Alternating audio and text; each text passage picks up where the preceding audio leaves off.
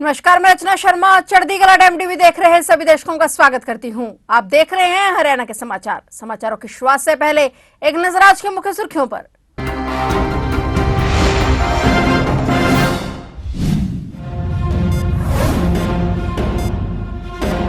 Robert Vadra की बड़ी मुश्किलें, वाड्रा समेत 11 आरोपियों को नोटिस जारी। शिकोपुर भूमि से जुड़े मनी लॉन्ड्रिंग का मामला, 28 अगस्त को वाड्रा की ओर से कोर्ट सुनेगा दलील।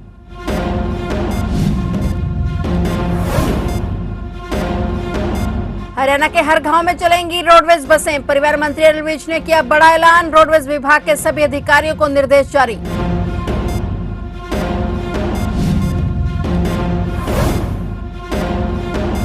फरीदाबाद में पुलिस करा रही गांव में बुनियादी, यमुना के बढ़ते जलस्तर को लेकर गश्त कर रही पुलिस, पानी में नाव चलाने पर रोक।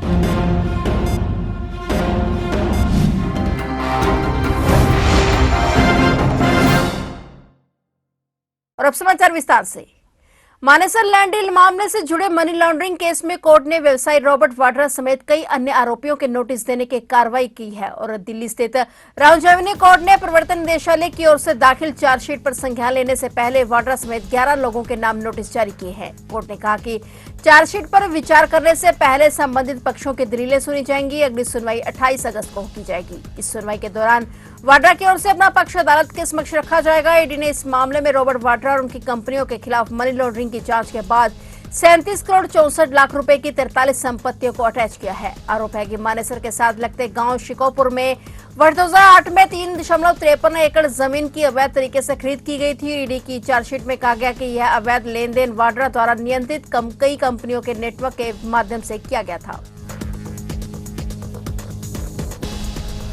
हरियाणा प्रदेश के सभी ग्रामवासियों के लिए बड़ी खुशखबरी आई है। हरियाणा प्रदेश में कई गांवों के अंदर रोडवेज बसें नहीं जा रही थी और इससे ग्रामीणों को परेशानी का सामना करना पड़ रहा था। अब ग्रामीणों को परेशानी नहीं उठानी पड़ेगी क्योंकि हरियाणा सरकार ने हरियाणा प्रदेश के सभी गांवों में रोडवेज बस सेवा शुरू करने का फैसला कर लिया है। इस संदर्भ में हरियाणा प्रदेश के परिवहन मंत्री अनिल विज ने रोडवेज विभाग के सभी अधिकारियों को निर्देश जारी किए हैं। अब हर गाँव में सार्वजनिक परिवहन की सुविधा उपलब्ध होगी। इससे ग्रामीणों को यात्रा करने में आसानी होगी। महाप्रबंधकों को अपने जिलों में बस सेवा सुनिश्चित करने के लिए कहा गया है। परिवहन मंत्री अनिल विज के निर्देश पर महानिदेशक ने सभी महाप्रबंधकों को प्रत्येक गांव में ग्रामीणों को बस सेवा उपलब्ध कराने का निर्देश जारी कर दिए हैं। कैबिनेट मंत्री अनिल विज के आदेश के बाद इससे प्रत्येक गांव में सार्वजनिक परिवहन की उपलब्धता सुनिश्चित हो सकेगी। सभी महाप्रबंधकों को कहा गया कि व्यवहार्यता के मुताबिक अपने संबंधित जिलों के प्रत्येक गांवों में बस सेवा उपलब्ध करवाना सुनिश्चित की जाए ताकि प्रत्येक गांव के यात्रियों को हरियाणा रोडवेज की सुविधा मिल सके।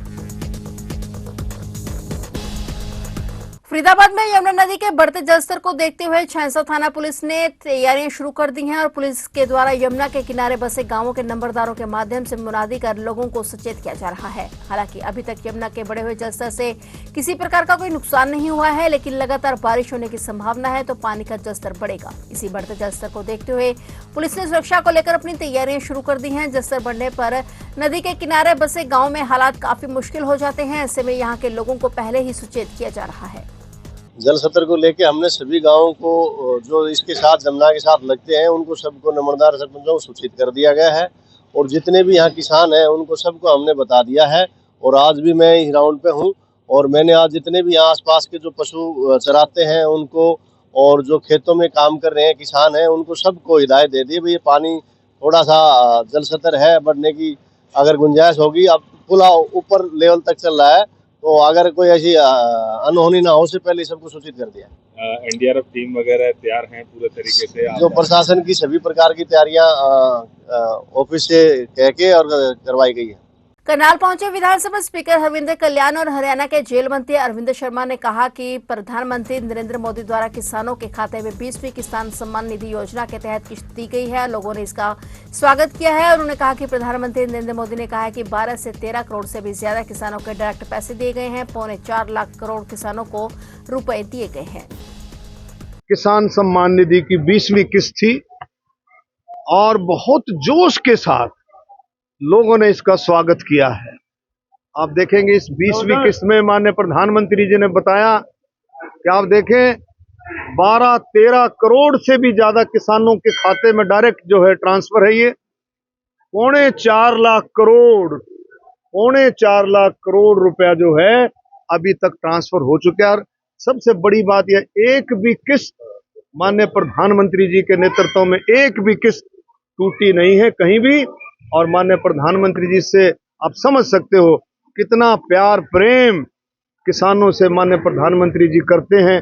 इस बात से साबित होता है कि देश का किसान भी माननीय प्रधानमंत्री जी से प्यार करता है। और हरियाणा ने भी माननीय मुख्यमंत्री नायब सैनी जी ने भी माननीय प्रधानमंत्री जी के साथ बढ़ चढ़ करके सारा काम किया। 24 फसलों पर अगर कोई स्टेट जो है देश के अंदर को दे रहा है तो हरियाणा है।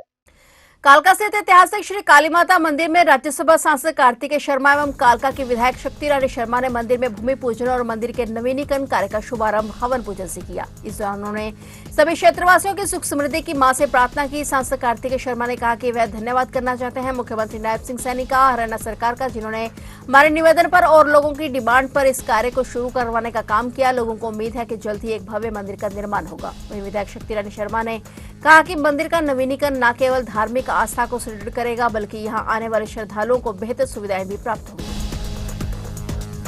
और मैं धन्यवाद करना चाहता हूँ माननीय मुख्यमंत्री जी का, श्री नायब सिंह सैनी जी का, हरियाणा सरकार का, जिन्होंने हमारे निवेदन पर और जो यहाँ की डिमांड थी बहुत देर की उसको पूरा करने का काम किया है और जिसकी उम्मीद लोग लगा के बैठे हैं बहुत देर से। और एक भव्य मंदिर का निर्माण होगा और ताकि जितने भी श्रद्धालु हैं वो आएँ, उनको हर एक ऐसी सुविधा मिल सके, आधुनिक सुविधा जैसे माता मनसा देवी मंदिर में है, उसी तरीके से हमारे जो श्रद्धालु हैं इस माता यहाँ पर जो आते हैं अपनी आस्था लेकर माता के पास, वो भी किसी तरीके से किसी तरीके कभी ना पाएं। मौसम विशेषज्ञों के मुताबिक एक चक्रवातीय सर्कुलेशन पंजाब और आसपास के क्षेत्र पर बनने से मानसून ट्रफ पंजाब और हरियाणा में भी बना हुआ है, जिसके चलते प्रदेश के 10 जिलों में बारिश हुई है। हरियाणा में 2 दिन मौसम ऐसा ही बना रहेगा। हिसार में सुबह के समय हल्की बारिश हुई और पिछले 3 दिन से प्रदेश में लगातार बारिश होने के बाद तापमान में गिरावट आई है। मानसून ट्रफ के प्रभाव के चलते आज रविवार को भी कई जगह पर बारिश हो रही है। 4 अगस्त से एक सप्ताह के लिए कुछ स्थानों पर बिखराव वाली बारिश होगी। हिसार, भिवानी, चरखी दादरी, रोहतक, झज्जर, जींद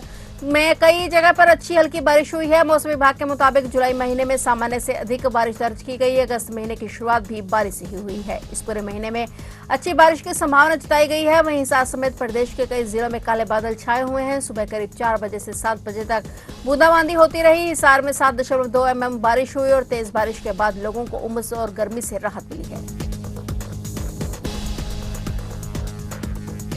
भारतीय किसान यूनियन चिड़ुनी की जिला स्तरीय मीटिंग जगाधरी अनाज मंडी के मार्केट कार्यालय में जिला अध्यक्ष संजू गुंदियाना की अध्यक्षता में हुई, जिसमें किसानों की अनेक समस्याओं को लेकर चर्चा की गई। उन्होंने कहा कि डीसी के नाम ज्ञापन सीटीएम को दिया गया है। जो कि किसान अपनी फसल का बीमा करवाना चाहता है वह बैंक में जाकर अपना बीमा करवा ले और जो नहीं करवाना चाहते हैं उससे ना तो कोई फॉर्म लिया जाए और ना ही कोई ओटीपी आए। वहीं उन्होंने धान की फसल जो एक बीमारी के कारण खराब हो रही है उसकी गिरदावरी की मांग की।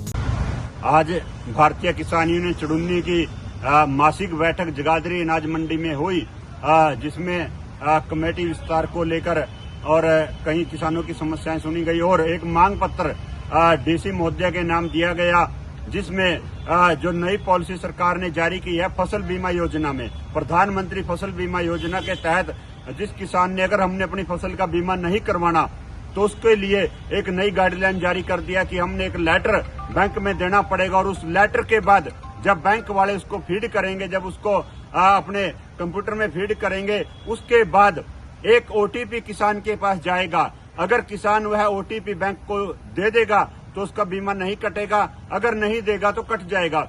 अब एक तरफ तो सरकार कहती है अब किसी को भी अपना ओटीपी किसी के साथ साझा ना करें, आरबीआई की गाइडलाइन है, और दूसरी तरफ कहती है कि ओटीपी दें, जिससे साइबर ठगी का खतरा बना रहता है और हमारे को इससे फ्रॉड ज्यादा होंगे। कैथल में नशा न करने के बारे में युवाओं को जागरूक किया गया। इस कार्यक्रम का शुभारंभ कैथल जिला उपायुक्त ने किया और इस अभियान में लायंस क्लब सेंट्रल द्वारा एक विशाल जागरूकता रैली का आयोजन किया गया, जिसका मुख्य उद्देश्य नशा मुक्त, धूम्रपान विरोध, प्लास्टिक एवं ड्रग्स विरोध जैसे सामाजिक अभियानों के प्रति जन जागरूकता फैलाना था। इस रैली में लगभग 600 छात्र छात्राओं ने उत्साहपूर्वक भाग लिया। रैली का शुभारंभ कैथल जिला उपायुक्त प्रीति ने किया और उन्हें झंडी दिखाकर रैली को रवाना किया। यह रैली शहर के विभिन्न प्रमुख मार्गों से होकर गुजरी।